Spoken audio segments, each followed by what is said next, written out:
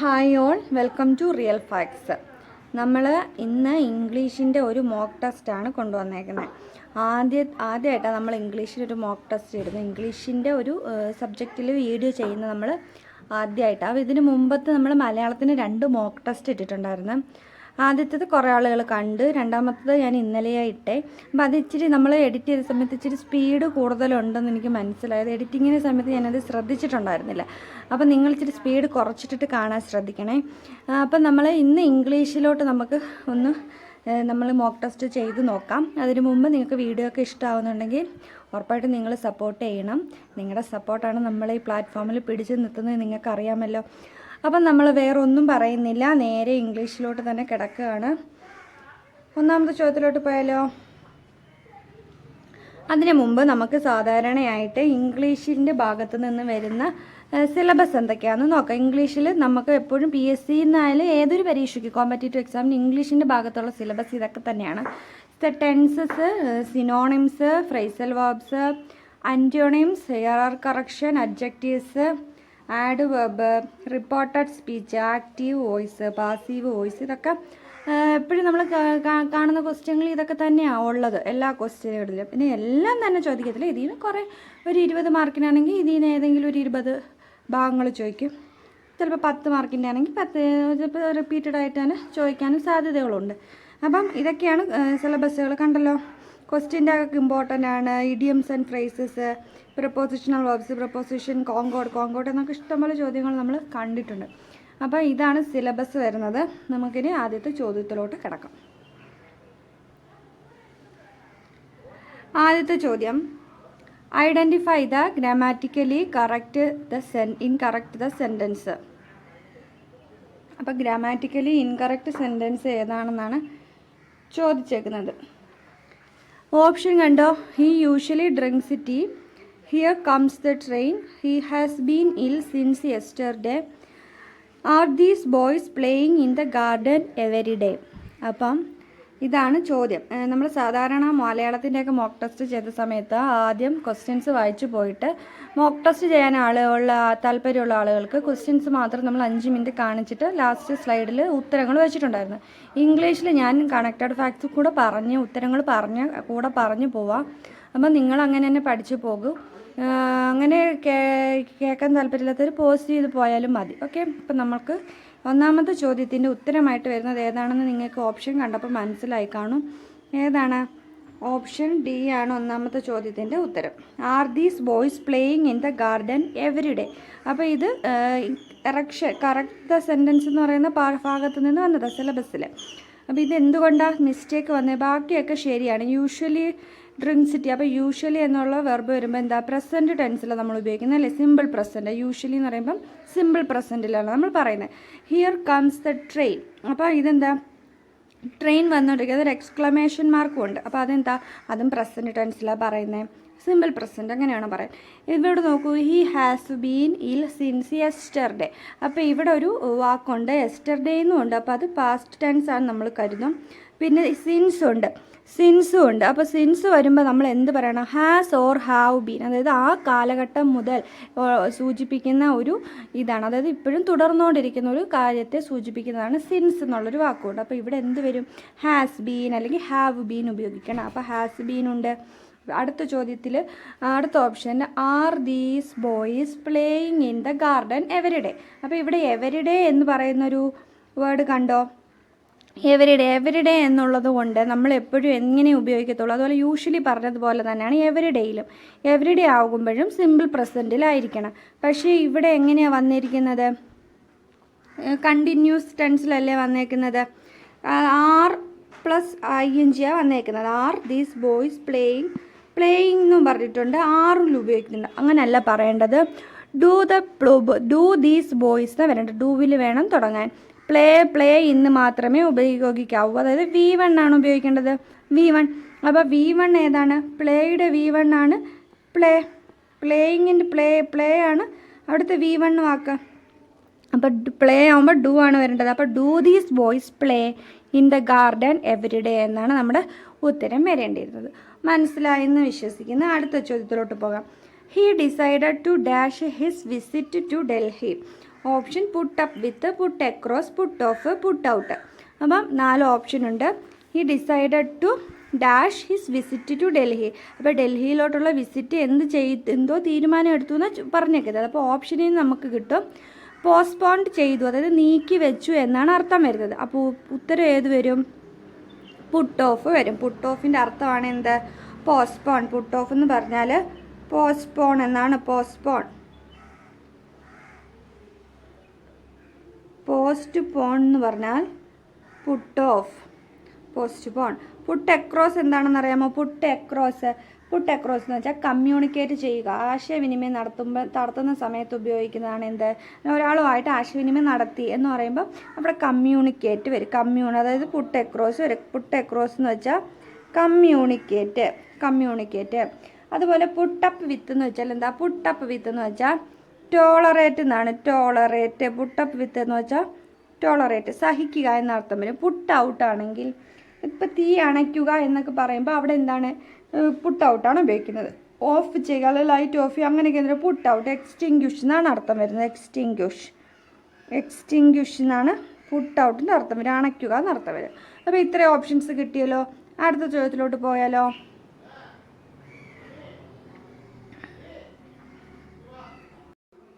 അടുത്ത ചോദ്യം നോക്കൂ. A good name is better than dash. അപ്പം ഇത് ഒരു പ്രോവർബാന്ന് നമുക്ക് പറയാം. അപ്പോൾ ഇത് എന്താണ് ഇതിൻ്റെ അർത്ഥം നമ്മൾ അറിയണം. A golden word, a golden girdle, a golden ornament, a golden chance. അപ്പം ഇതൊരു പഴഞ്ചൊല്ലാണ്. A good name is better than a golden girdle എന്നാണ് നമ്മൾ എപ്പോഴും യൂസ് ചെയ്യുന്നത്. ഇതൊരു ഇങ്ങനെ ഒരു ടേമാണ്, നമ്മൾ അങ്ങനെ പഠിച്ചു വെക്കണം.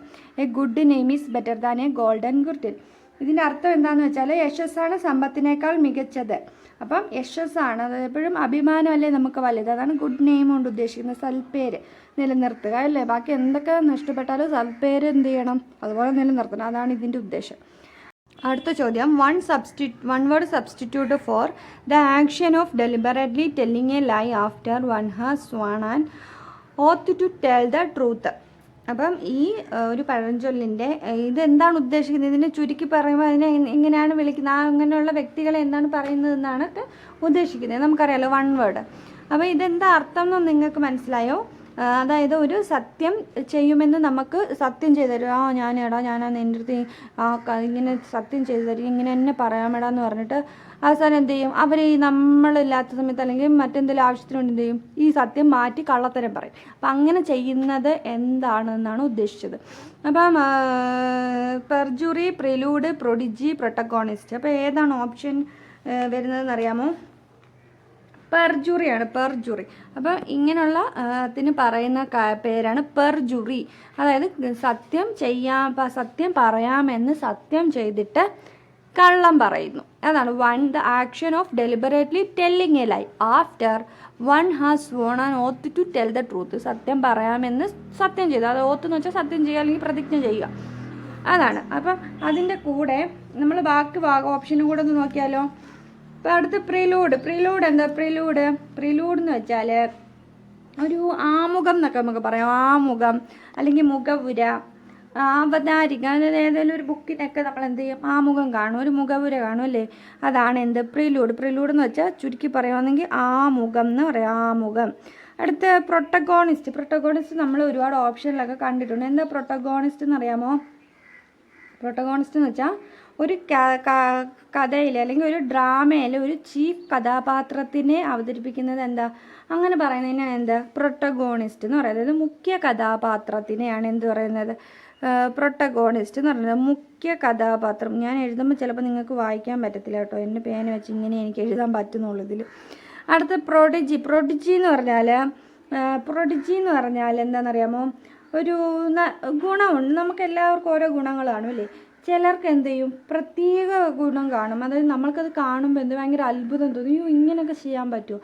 അതാണ് ഇത്. അത്ഭുത ഗുണങ്ങളുള്ള ഇതിനെയാണ് എന്ത് പറയുന്നത്? പ്രൊഡിജി. അത്ഭുത ഗുണങ്ങളുള്ള, അതായത് ഒരു കുട്ടിയായിരിക്കും, ചൈൽഡ് ഓഫ് പ്രൊക്കോഷ്യസ് ജീനിയസ് ആയിട്ടൊക്കെ വരുന്ന, അല്ലെങ്കിൽ നമ്മൾ ഒറ്റ വാക്കി പറയാമെങ്കിൽ വിർട്ടുവോസിറ്റി എന്നൊക്കെ പറയും. വിർട്ടുവോസിറ്റി വാക്കറിയാമോ? വിർട്ടുവോസിറ്റി. VIRTUOSITY. SITY ഇതിനെയാണ് പറയുന്നത്. പ്രൊഡിജിയുടെ തന്നെ അർത്ഥം വരുന്നൊരു വാക്കാണ് വിർച്വോസിറ്റി.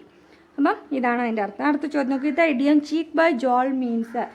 ചീക്ക് ബൈ ജോൾ, അപ്പം അതെന്താണ് ഉദ്ദേശിക്കുന്നതെന്ന് ചോദിച്ചേക്കുന്നത്. In close agreement last the very last face close together. അപ്പോൾ ഏതാ? ക്ലോസ് ടുഗെദർ ആണ്, വളരെ അടുത്ത് എന്ന് കാണിക്കാൻ വേണ്ടി നമ്മൾ ഉപയോഗിക്കുന്നതാണ് എന്ത്? Cheek by jowl means. അടുത്ത ചോദ്യത്തിലോട്ട് പോയാലോ. He was very strong, so she could beat all his opponents. Change into complex sentence. അപ്പം ഇത് സെൻറ്റൻസിനെ നമ്മൾ എന്താക്കണം?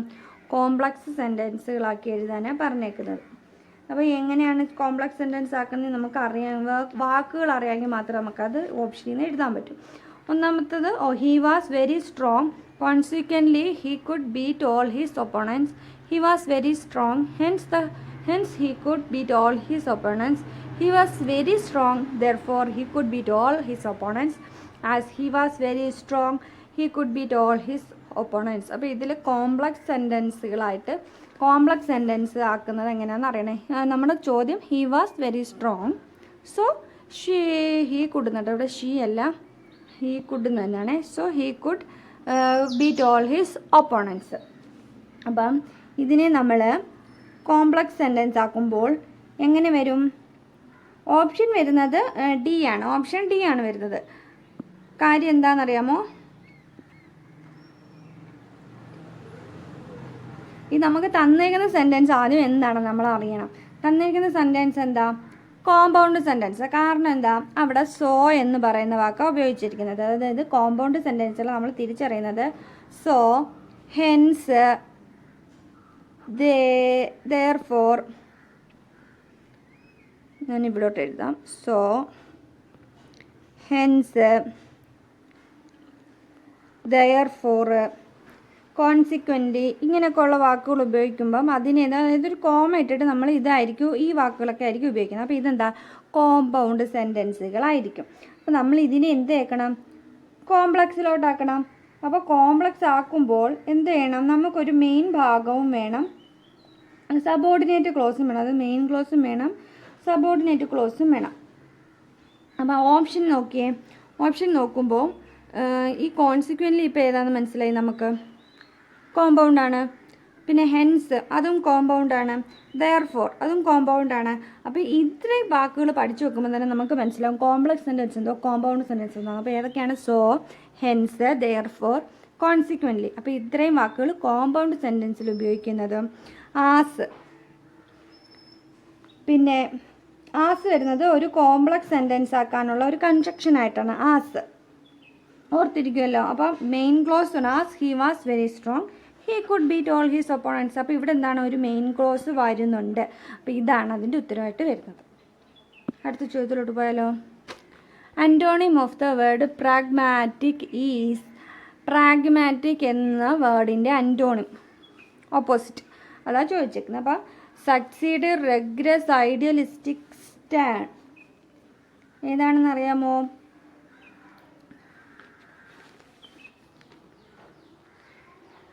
സി, പ്രാഗ്മാറ്റിക് ആണ്. പ്രാഗ്മാറ്റിക്, ഐഡിയലിസ്റ്റിക്, എനിക്ക് പേന എടുക്കട്ടെ. ഐഡിയലിസ്റ്റിക് ആണ് പ്രാഗ്മാറ്റിക്കിൻ്റെ അൻറ്റോണിമായിട്ട് വരുന്നത്. അതായത് ഈ പ്രാഗ്മാറ്റിക് എന്തുവെന്ന് നമുക്ക് അറിയണം. പ്രാഗ്മാറ്റിക് എന്ന് വെച്ചാൽ എന്തെങ്കിലും നടപ്പാക്കുന്ന കാര്യം, അത് പ്രായോഗികമായ കാര്യങ്ങളെയാണ് പ്രാഗ്മാറ്റിക് എന്ന് പറയുന്നത്. പ്രായോഗികമായ കാര്യങ്ങൾ, പ്രാഗ്മാറ്റിക്കിൻ്റെ അർത്ഥം പ്രായോഗികം എന്നാണ്. അപ്പോൾ അതിന് നേരെ ഓപ്പോസിറ്റ് എന്ന് വെച്ചാൽ എന്താ? ഐഡിയലിസ്റ്റിക്. അത് നടക്കാത്ത കാര്യം, ഭാവനാപരമായ കാര്യത്തിനെയാണ് എന്തെന്ന് ഉദ്ദേശിക്കുന്നത്? ഐഡിയലിസ്റ്റിക് എന്ന് ഉദ്ദേശിക്കുന്നത് ഭാവനയായിരിക്കും. ബാക്കി എന്താ? സക്സീഡ് എന്ന് പറയുമ്പോൾ നടന്ന കാര്യത്തിനാണ്. റെഗ്രസ് എന്ന് വെച്ചാൽ എന്താണെന്നറിയാമോ?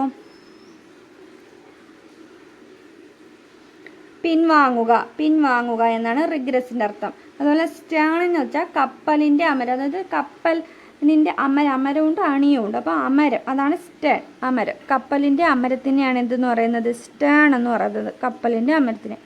റെഗ്രസ് എന്ന് വെച്ചാൽ പിൻവാങ്ങുക ആണ്. പിൻവാങ്ങുക കുളത്തില്ല, പിൻവാങ്ങുക ആണ്. അടുത്ത യൂസ് പ്രോപ്പർ കൺജങ്ഷൻ. അടുത്തത് ചോദ്യം പ്രോപ്പർ കൺജങ്ഷൻ ഉപയോഗിക്കാനാണ്. He wax by night dash by day. He wax by night dash by day in spite of as well as either neither. അപ്പം ഇത് ഏതാ ഉത്തരം വരുന്ന? കൺജങ്ഷനാണ് അവിടെ ഉപയോഗിക്കേണ്ടത്. ആസ് വെല്ലാസ് ആണ് അവിടെ വരുന്നത്. ആസ് വെല്ലാസ്. എന്തുകൊണ്ട് ആസ് വെല്ലാസ് വരുന്നതെന്ന് നമ്മൾ മനസ്സിലാക്കണം. അതായത് തുല്യ പ്രധാനമുള്ള രണ്ട് കാര്യങ്ങളാണ് ഇവിടെ സൂചിപ്പിക്കുന്നത്. അതായത് എന്താണ്?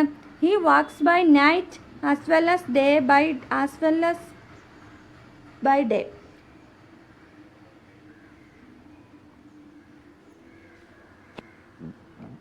അതായത് രാവും പകലും എന്ത് ചെയ്യുന്നുണ്ട്? അവൻ പണിയെടുക്കുന്നുണ്ട് എന്ന് കാണിക്കാനാണ് എന്ത് ഉപയോഗിക്കുന്നത്? He wax by night by as well as by day. അതായത് രാവും പകലും അതാണ് ഉദ്ദേശിക്കുന്നത്. മനസ്സിലായോ?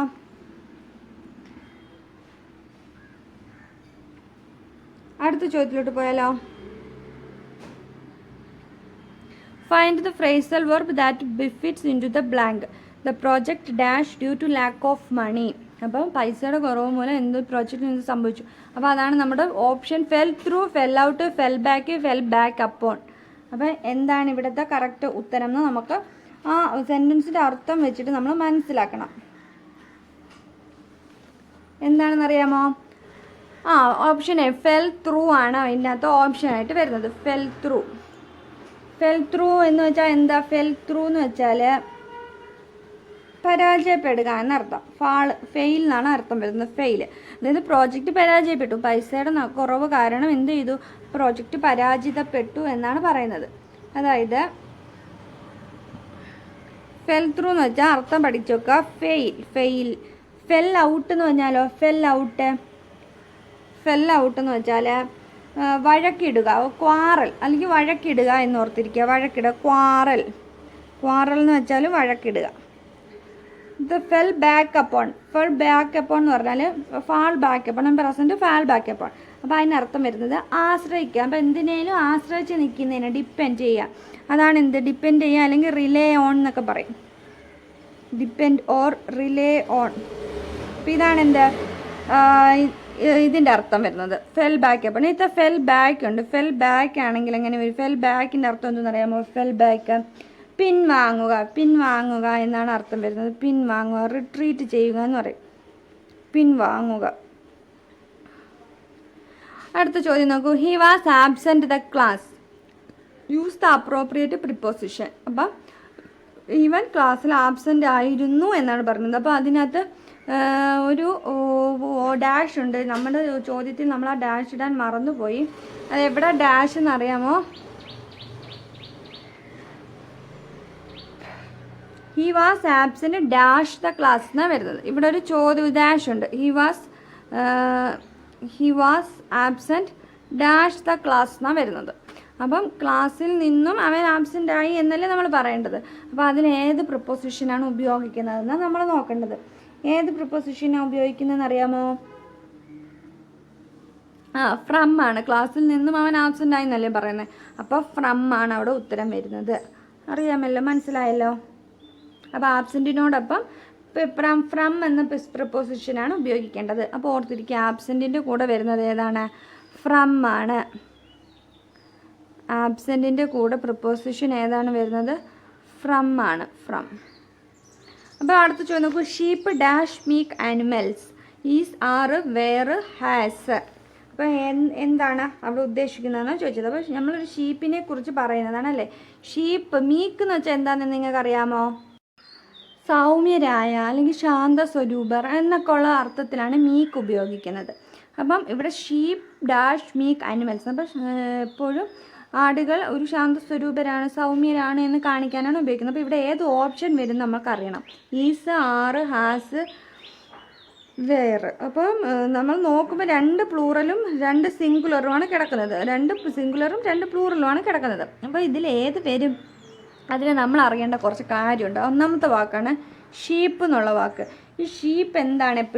ഷീപ്പ് എപ്പോഴും എങ്ങനെയാണ് ഉപയോഗിക്കുന്നത്? സിംഗുലറും അതായത് ഈ കൂടെയുള്ള വാക്കുകളെ അനുസരിച്ചാണ് എന്തിരിക്കുന്നത്, ഈ വാക്കുകൾ ഇരിക്കുന്നത്. അതായത് ഇവ സിംഗുലറും പ്ലൂറലും എന്ത് തന്നെ. ഈ ഷീപ്പിനാണെങ്കിൽ ഷീപ്പ് തന്നെ ആയിരിക്കും. അതുപോലെ വരുന്ന വാക്കുകളാണ് സീരീസ് ആണെങ്കിൽ സീരീസ്, ഇവിടെ എഴുതി കാണിക്കുക. സീരീസ് ആണെങ്കിൽ സീരീസ്, സ്പീഷീസ് നമ്മൾ ഉപയോഗിക്കത്തില്ല, സ്പീഷീസ്. അതുപോലെ മീൻസ് നമ്മൾ പിന്നെ ഗാലോസ്, പിന്നെ ഹെഡ് ക്വാർട്ടേഴ്സ്, ഡീർ എന്ന് പറയുമ്പോൾ മാൻ. പിന്നെ ഹെഡ് ക്വാർട്ടേഴ്സ് നമ്മൾ ഉപയോഗിക്കത്തില്ലേ, ഇതിൻ്റെയൊക്കെ ഹെഡ് ക്വാർട്ടേഴ്സ് ഇതൊക്കെയാണ് നമ്മൾ പഠിക്കത്തില്ലേ. അപ്പോൾ ആ വാക്കുകൾ. അപ്പോൾ അതുപോലെ എയർക്രാഫ്റ്റ് കൂടെ ഓർത്തിരിക്കണം, എയർക്രാഫ്റ്റ്.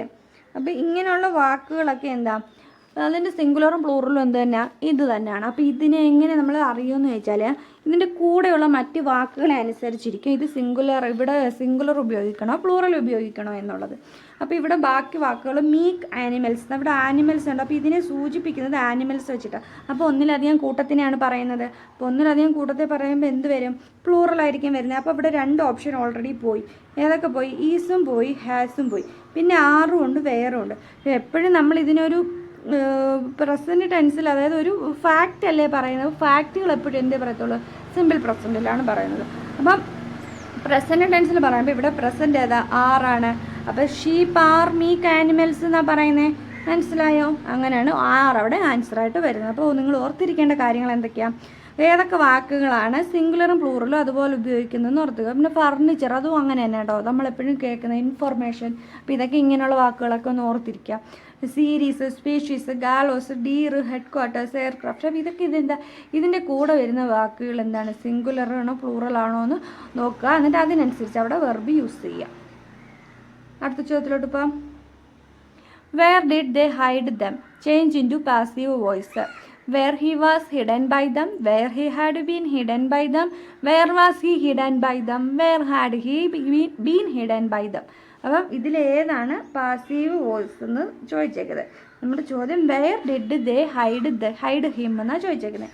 അപ്പം എങ്ങനെ നമ്മൾ ഇതിനെ പാസീവ് വോയിസിലോട്ട് ആക്കുന്നതെന്ന് നമ്മൾ അറിഞ്ഞിട്ടുണ്ടെങ്കിൽ മാത്രമേ എന്ത് ചെയ്യാൻ പറ്റൂ, നമുക്ക് പാസീവ് വോയിസ് ഏതാണെന്ന് കണ്ടുപിടിക്കാൻ പറ്റത്തുള്ളൂ. അപ്പം തന്നിരിക്കുന്ന സെൻറ്റൻസിൽ ഡിഡ് ഉണ്ട് അല്ലേ, ഡിഡ് ഉള്ളത് കൊണ്ട് പാസ്റ്റ് ടെൻസിലാണ് ചോദ്യം വന്നിരിക്കുന്നത്. അപ്പോൾ എന്ത് വേണം, നമ്മൾ ആദ്യം അങ്ങനെയുള്ള പാസ്റ്റ് ടെൻസിലുള്ളത് പാസീവ് വോയിസിലുണ്ടോ എന്ന് നോക്കണം. അപ്പോൾ എല്ലാം പാസീവ് വോയിസ് ആണോ, അല്ല പാസ്റ്റ് ടെൻസ് ആണോ? അതെ, ഇവിടെ വാസ് ഉണ്ട്, പാസ്റ്റാണ്. ഇവിടെ ഹാഡ് ബീൻ ആണ്, ഇവിടെയും വാസ് ഉണ്ട്, ഇവിടെ ഹാഡ് ഹി ബീൻ ആണ്. അപ്പോൾ ഇവിടെ ഏതാണ് നമുക്ക് കൺഫ്യൂഷൻ. അതിന് മുമ്പ് നമ്മൾ അറിയേണ്ട കാര്യം എന്താണെന്ന് വെച്ചാൽ, ഹുമ്മിലല്ലല്ലോ ക്വസ്റ്റ്യൻ തുടങ്ങിയിരിക്കുന്നത്. ഹുമ്മിലാണെങ്കിൽ ബൈ ഹൂം എന്ന് വെച്ചാൽ നമ്മൾ തുടങ്ങത്തുള്ളൂ. അപ്പോൾ ഇവിടുത്തെ ചോദ്യം വെയറാണ്, വെയറിലാണ് ആരംഭിക്കുന്നത്. അപ്പോൾ ക്വസ്റ്റ്യൻ വേർഡ് എപ്പോഴും ക്വസ്റ്റ്യൻ വേർഡ് തന്നെ ആദ്യം വരും. അപ്പോൾ ഈ ക്വസ്റ്റ്യൻ വേർഡിനെ ഇവിടെ ഇങ്ങനെ മാറ്റി നിർത്തണം. ബാക്കിയുള്ള ഭാഗത്താണ് നമ്മളിവിടെ പണിയാൻ പോകുന്നത്. അപ്പോൾ ഡിഡ് ദേ ഹൈഡ് ഹിം എന്ന് എഴുതിയത്. അപ്പോൾ അതിനെ നമ്മൾ എന്ത് ചെയ്യണം, ഈ ഡിഡിനെ പിടിച്ച് വെർബിൽ കൊടുക്കണം. ഡിഡിനെ പിടിച്ച് വെർബിൽ കൊടുക്കുമ്പോൾ എന്ത് വരും, ഹൈഡിൻ്റെ പാസ്റ്റ് ടെൻസ് തന്നെ ഹൈഡ് ഹിഡൻ അങ്ങനെ ഉപയോഗിക്കുന്നത്. അപ്പം ഹൈഡിൻ്റെ ഹൈഡ് തന്നെ. അപ്പോൾ ദേ ഹൈഡ് ഹിം എന്ന് വരും. അതിന് നമ്മൾ പാസീവ് വോയിസിലോട്ടാകുമ്പോൾ എന്ത് വരും, ഹിം ആവുമ്പോൾ ഹീ വരും. അപ്പം ഹീ ഹാഡ് അല്ലേ, ഹാഡ് അല്ലേ വരുന്നത്, ഹാഡല്ല വാസ് വരും. അതായത് ഡിഡ് അല്ലേ, ഡിഡ് ആകുമ്പോൾ അതിൻ്റെ പാസ്റ്റ് ടെൻസ് എന്ത് വരുന്നത്, ഹൈഡിൻ്റെ കൂടെ വരുന്നത് വാസ് ആണ്. അപ്പോൾ ഹീ വാസ് ഇതിൻ്റെ V3 ഉപയോഗിക്കണം, ഹൈഡിൻ്റെ V3 ഉപയോഗിക്കണം. അപ്പോൾ ഹീ വാസ് ഹൈഡിനെ നമ്മൾ V3 ആണ് എപ്പോഴും പാസ്റ്റ് ടെൻസ് പാസീവ് വോയിസിൽ ഉപയോഗിക്കുന്നത്. അപ്പോൾ ഹീ വാസ് ഹിഡൻ എന്ന് വരും. പിന്നെ സബ്ജക്റ്റ് ഏതായിരുന്നു, ബൈ ദം. അപ്പോൾ he was hidden by them. ഇത് ഓപ്ഷനിൽ എവിടെയെങ്കിലും ഉണ്ടോ നോക്കണം. നമ്മൾ നോക്കുമ്പോൾ ആദ്യമേ കാണുന്നത് ഏതാ, he was hidden by them. പക്ഷേ അങ്ങനെ ആണോ എഴുതേണ്ടത്? അല്ല. നമ്മളിവിടെ ഒരു ക്വസ്റ്റ്യനാണ് പാസീവിൽ ചോദിച്ചിരിക്കുന്നത്. അപ്പോൾ പാസീവ് വോയിസിൽ എഴുതുമ്പോൾ ക്വസ്റ്റ്യൻ വേർഡ് കഴിഞ്ഞ് വരേണ്ടത് ഏതാണ്, വെർബാണ്, ഓക്സിലറി വെർബാണ് വരേണ്ടത്. അങ്ങനെ നോക്കുമ്പോൾ ഓപ്ഷൻ സി ആണ് അങ്ങനെ വരുന്നത്. ക്വസ്റ്റ്യൻ വേർഡ് കഴിഞ്ഞിട്ട് ഓക്സിലറി വേർഡ് ഇവിടുത്തെ ഏതാ വാസാണ്. അതുകൊണ്ടാണ് ക്വസ്റ്റ്യനിൽ വേർഡ് കഴിഞ്ഞ് വാസ് വന്നത്. അല്ലെങ്കിൽ ഇവിടെ ഹാഡ് ഉണ്ട്, ഹാഡ് ഉപയോഗിക്കാൻ പറ്റുമോ? ഇല്ല. കാരണം ഹൈഡുമ്പോൾ പാസ്റ്റ് ടെൻസിലോട്ടാണ് പോയേക്കുന്നത്, പെർഫെക്റ്റ് ടെൻസല്ല, പാസ്റ്റ് ടെൻസില്ല. അതുകൊണ്ടാണ് where was he hidden by them എന്നുള്ള ഉത്തരം ശരിയായത്. മനസ്സിലായെന്ന് വിശ്വസിക്കുന്ന മനസ്സിലാത്തിന് എന്ത് ചെയ്യുക, ഒന്നുകൂടെ റിപ്പീറ്റ് ചെയ്ത് ജസ്റ്റ് ഒന്ന് കേട്ട് നോക്കുക. അടുത്ത ചോദ്യം, സിനോണിം ഓഫ് ദ വേർഡ് സ്ലംബറിൻ്റെ അർത്ഥം എന്താണെന്നാണ് ചോദിച്ചേക്കുന്നത്. Speech, speak, task, sleep. അപ്പം ഇതിൻ്റെ ഉത്തരം ഏതാ വരുന്നതെന്നറിയാമോ? സ്ലംബറിൻ്റെ ഉത്തരം ഡി ആണ്, സ്ലീപ്പാണ്. സ്ലംബറിൻ്റെ ഉത്തരം സ്ലീപ്പാണ്. അതായത് ഉറങ്ങുക അല്ലെങ്കിൽ ഉറക്കം തൂങ്ങുക എന്നൊക്കെയാണ് സ്ലംബറിൻ്റെ അർത്ഥം വരുന്നത്. മനസ്സിലായത് പഠിച്ചിരിക്കുക. Slumber, sleep. We dash protect our parents in their old age. അപ്പം ought to, used to, should, must. അപ്പോൾ ഇതിനകത്ത് ചേരുന്നത് ഏതാണെന്ന്, ഓക്സിലറി വെർബ് ഏതാണെന്ന് എടുത്തെഴുതാൻ പറഞ്ഞേക്കുന്നത്. അപ്പം we protect our parents in their old age. അപ്പം നമ്മുടെ ഒരു കർത്തവ്യത്തെയല്ലേ ഇവിടെ പറയുന്നത്. നമ്മൾ നിർബന്ധമായും എന്ത് ചെയ്യണം, നമ്മുടെ പേരൻസിനെ ഓൾഡ് ഏജിൽ പ്രൊട്ടക്റ്റ് ചെയ്യണം. അതൊരു നമ്മുടെ എന്താണ്, ഒരു ഡ്യൂട്ടിയാണ്, ഒരു കർമ്മമാണ്. അപ്പോൾ അതിനെ സൂചിപ്പിക്കുന്നത് എന്താണ്? എപ്പോഴും ought to ആണ്, ought to. അപ്പോൾ ഇവിടെ ഉത്തരം വരുന്നത് ought to ആണ്. We ought to protect our parents in their old age എന്നാണ് പറയേണ്ടത്. അതുപോലെ മറ്റ് കർത്തവ്യങ്ങൾ പറയുമ്പോഴും എന്ത് ചെയ്യണം, ഇതുപോലെയുള്ള ഓക്സിലറി വെർബാണ് യൂസ് ചെയ്യേണ്ടത്. മസ്റ്റ് എന്ന് പറയുമ്പോൾ നിർബന്ധമായിട്ട് ചെയ്യുന്നതും, ഷുഡും എന്താ നിർബന്ധപൂർവ്വം ചെയ്യുന്നതാണ്. അപ്പം ought to ആണ് ഇവിടെ ഉപയോഗിക്കുന്നത്.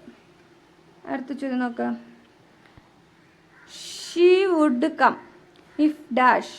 അപ്പം ഇത് ഇഫ് ക്ലോസിൽ വരുന്ന ക്വസ്റ്റ്യൻ ആണ്. You had invited her, you invite her, you invited her, you have invited her. അപ്പോൾ ഇതിലേതാ ഉത്തരം കറക്റ്റായിട്ട് വരുന്നത്? അപ്പോൾ നമ്മൾ അറിയണം, ഇഫ് ക്ലോസിൽ V1 V2 അങ്ങനെ വരുമ്പോൾ നമ്മൾ അറിഞ്ഞിരിക്കണം. ഇതിലേതാണെന്നറിയാമോ? ഉത്തരം വരുന്നത് സി ആണ്. യു ഇൻവൈറ്റഡ് ഹർ എന്നാണ് ഉപയോഗിക്കുന്നത്. You invited her. എന്തുകൊണ്ടാണ്? If she would come if you invited her. നമുക്കറിയാം വില്ലാണ് ഉപയോഗിക്കുന്നതെങ്കിൽ എന്ത് വരും? അതായത് V1 ആണെങ്കിൽ അവിടെ വില്ലാണ് ഉപയോഗിക്കുന്നത്, വില്ല്. ഇനി V2 ആണ്, ഇവിടെ എന്താണ്, വുഡ് അല്ലേ വന്നേക്കുന്നത്. അപ്പോൾ ഇവിടെ V2 ആണ് വന്നേക്കുന്നത്. V2 ആണെങ്കിൽ എന്ത് വരും? വുഡ് വരും.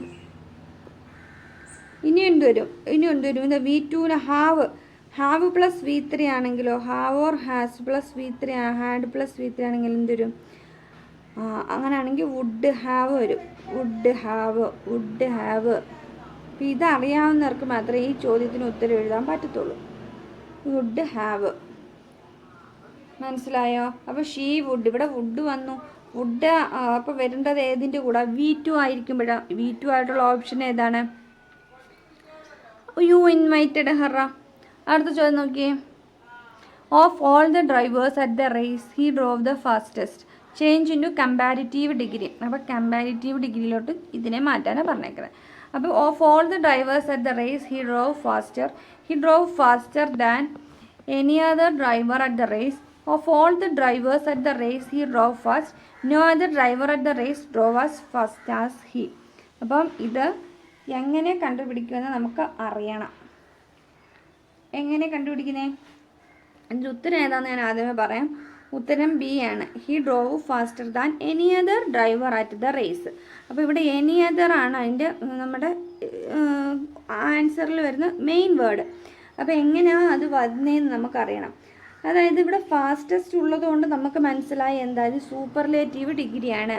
ഇവിടെ ഫാസ്റ്റസ്റ്റ് കണ്ടോ, ഫാസ്റ്റസ്റ്റ് ഉള്ളതുകൊണ്ട് അത് സൂപ്പർലേറ്റീവ് ഡിഗ്രി എന്ന് മനസ്സിലായി. പിന്നെ എന്തില്ല ഇതിൽ? വൺ ഓഫ് ദ ഇല്ല. സൂപ്പർലേറ്റീവ് ഡിഗ്രികളിൽ എന്തില്ല? ഇവിടെ ചോദ്യത്തിൽ എന്തില്ല? വൺ ഓഫ് ഇല്ല. അപ്പോൾ എന്ത് ചെയ്യണം? വൺ ഓഫ് ദ ഇല്ലാത്തതിനെ നമ്മൾ എനി അതർ ഉപയോഗിച്ചാണ് എഴുതുന്നത്. അതായത് കമ്പാരിറ്റീവ് ഡിഗ്രി പ്ലസ് എനി അതറാണ് ഉപയോഗിക്കേണ്ടത്. കമ്പാരിറ്റീവ് ഫോമിൻ്റെ കൂടെ എനി അതറാണ് ഉപയോഗിക്കേണ്ടത്. അത് അങ്ങനെയും ഓർത്തിരിക്കുക. അതായത് ഒന്നാമത്തെ ചോദ്യം മനസ്സിലാക്കേണ്ടത് ഇത് സൂപ്പർലേറ്റീവ് ഡിഗ്രിയാണ്. അത് കാരണം ഫാസ്റ്റസ്റ്റ് കണ്ടപ്പോൾ മനസ്സിലായി. പിന്നെ എന്തില്ല? ഇതിൽ വൺ ഓഫ് ദ ഇല്ല. വൺ ഓഫ് ദ വരുന്നതാണെങ്കിൽ അതിനകത്ത് നോ അതർ എന്നൊക്കെ ഉപയോഗിച്ചാണ് എഴുതുന്നത്. ഇതെന്തില്ല? വൺ ഓഫ് ദ ഇല്ല. വൺ ഓഫ് ദ ഇല്ലെങ്കിൽ എന്താണ്? എനി അതർ ഉപയോഗിക്കണം. എനി അതർ വരുന്നത് എപ്പോഴാണ്? കമ്പാരിറ്റീവിൻ്റെ കൂടെ. അപ്പോൾ he drove faster than any other driver at the race. മനസ്സിലായോ? അപ്പോൾ അടുത്ത ചോദ്യത്തിലോട്ട് പോയാലോ? അടുത്ത ചോദ്യമുണ്ട്. അടുത്ത ചോദ്യം നമുക്ക് ഇതാണ്. He is MA degree holder. He is dash MA degree holder. Use proper article. ഇത് ആർട്ടിക്കിളിൻ്റെ ഭാഗത്ത് നിന്നുള്ളതാണ്. A and the no article. അപ്പോൾ ഇതിലേതാണ് ഇവിടെ ഉപയോഗിക്കുന്നതെന്ന് അറിയണം. അപ്പോൾ നമുക്കറിയാം MA എന്നാണ് ഇവിടുത്തെ വാക്ക് അല്ലേ? MA. അപ്പോൾ ഇതാണ് നമുക്കറിയാം. നമുക്കറിയാം ആർട്ടിക്കിൾ എപ്പോഴും ഉപയോഗിക്കുന്നത് എങ്ങനെ? AEIOU. പക്ഷേ ഇതെന്താണ്? നമ്മൾ ഈ സ്വരാക്ഷരങ്ങളിലാണ് നമ്മൾ എന്ത് ഉപയോഗിക്കുന്നത്? ആർട്ടിക്കിൾ ഉപയോഗിക്കുന്നത്. ഇതിന് നമ്മൾ AEIOU എന്ന് പറയുന്നെങ്കിൽ ആ ഈ ഉ വെച്ചിട്ടാണ് പറയുന്നത്. അപ്പോൾ ഇവിടെ MA ഉപയോഗിക്കുമ്പോൾ ഏത് വാക്കാണ് വരുന്നത്? A അല്ലേ? അപ്പോൾ A ഉപയോഗിക്കുമ്പോൾ ഏതേ വരുത്തുള്ളൂ? നിങ്ങൾക്ക് ഓപ്ഷൻ മനസ്സിലാക്കണം. ആനാണ് ഉപയോഗിക്കുന്നത്, ആന്. അപ്പം he is an MA degree holder എന്ന് പറയുന്നത്. മനസ്സിലായോ? വവ്വൽ സൗണ്ടാണ് വന്നത്. അടുത്ത ചോദ്യം നോക്കൂ. He has enough money to buy a car which is the adjective in the sentence. അപ്പം ഇതിൽ അഡ്ജക്റ്റീവ് ഏതാണെന്നാണ് ചോദിച്ചേക്കുന്നത്. ഏതാ adjective? Money, car, buy, enough. Option കാണുമ്പോൾ തന്നെ നമുക്കറിയാം ഏതാ ഇനഫാണ് അവിടെ ഉത്തരമായിട്ട് വരുന്നത്. ഹി ഹാസ് ഇനഫ് മണി കേട്ടോ. മണിയെ സൂചിപ്പിക്കുന്നത് ഇനഫ് മണി എന്നാണ്. To buy a car. മനസ്സിലായല്ലോ? അടുത്ത ചോദ്യം നോക്കൂ. Neither of them knew the answer dash appropriate question tag. അപ്പോൾ ക്വസ്റ്റ്യൻ ടാഗിൽ നിന്നുള്ള ചോദ്യം നോക്കൂ. Neither of them. അപ്പം നെയ്തർ. അപ്പോൾ ആദ്യമേ തന്നെ നമുക്ക് എന്ത് മനസ്സിലായി? ചോദ്യം എന്താണ്? നെഗറ്റീവാണ്. ചോദ്യം നെഗറ്റീവ് ക്വസ്റ്റ്യൻ ടാഗാണ്. ദം ആണ് അവിടുത്തെ സബ്ജക്റ്റ്, ന്യൂ ആണ് അവിടുത്തെ വെർബ്. ഇത്രയും കണ്ടുപിടിച്ച് കഴിഞ്ഞാൽ ബാക്കി നമുക്ക് ഓപ്ഷനിൽ നിന്ന് എഴുതാൻ പറ്റും. അപ്പോൾ നെയ്തർ വന്നു നെഗറ്റീവ്. അപ്പോൾ ഉറപ്പായിട്ട് ക്വസ്റ്റ്യൻ ടാഗ് ഏതായിരിക്കും? പോസിറ്റീവ് ആയിരിക്കും. അപ്പോൾ ഇതും പോയി. ഡിഡ് ദേ ആണോ ഡിഡ് ദം ആണോ എന്ന് നമുക്കറിയണം. അപ്പോൾ ഏതാ ഉത്തരം വരുന്നത് നിങ്ങൾക്ക് മനസ്സിലായോ? എന്താ? ഡിഡ് ദേയെ ഉപയോഗിക്കത്തുള്ളൂ. ഇനി എവിടെ എന്ത് വാക്കാണെങ്കിലും അതിൻ്റെ എന്ത് ഉപയോഗിക്കത്തുള്ളൂ?